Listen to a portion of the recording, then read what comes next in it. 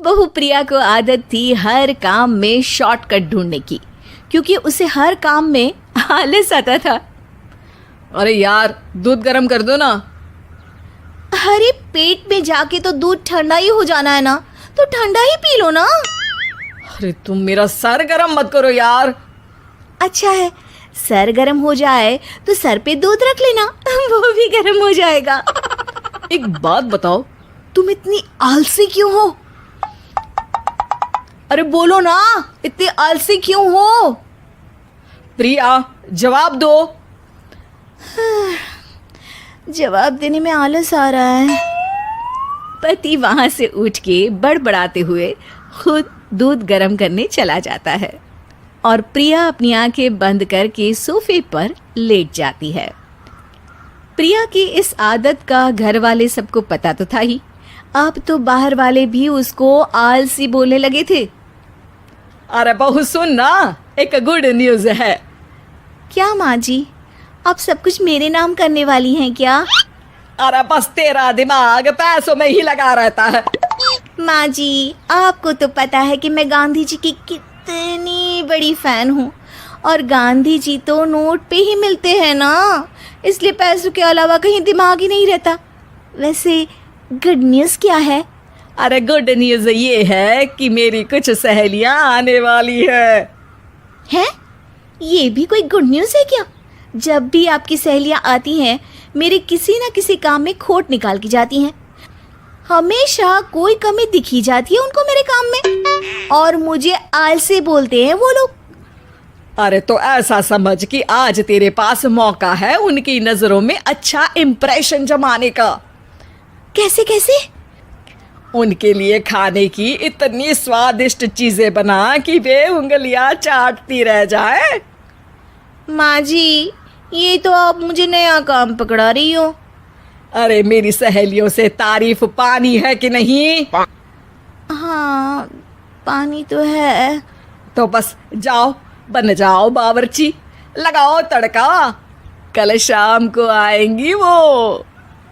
अगले दिन सास सुबह से घर के बाहर अपनी सहेलियों के पास चली जाती है, और शाम को सब प्रिया के हाथ का खाना खाने घर आते हैं। आज देखते हैं कि प्रिया बनाती क्या है। हाँ हाँ, पिछली बार हमने बोला कुछ हल्का खाएंगे तो पापड़ फ्राई करके ला दिए थे बस।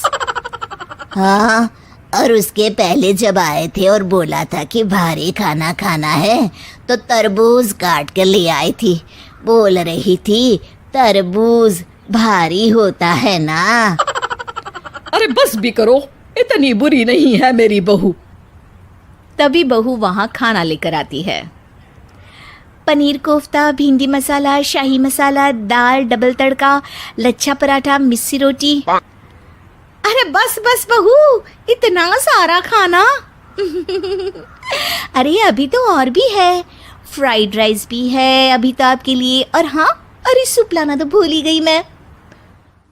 अरे लगता है पिछली बार की कमी आज पूरी कर ही देगी बहू।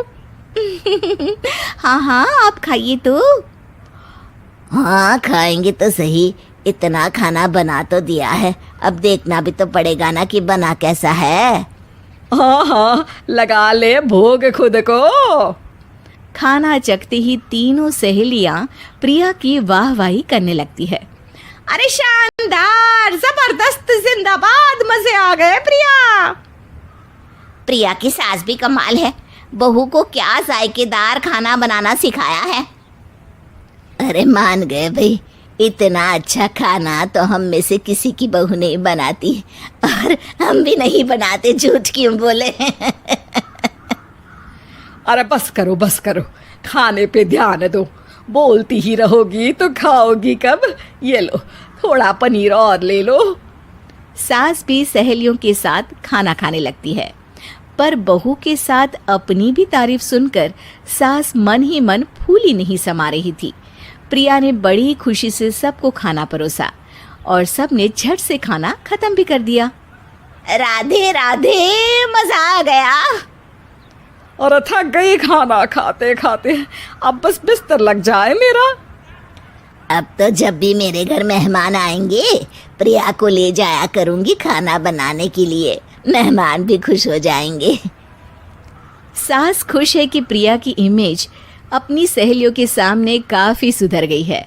प्रिया खाने के बर्तन समेटती है। इतने में तीनों सहेलियां हाथ धोने किचन में चली जाती है। तभी एक सहेली देखती है कि किचन स्टैंड पर कागज पड़ा हुआ है। वो सोचती है कि कागज को डस्टबिन में डाल दे।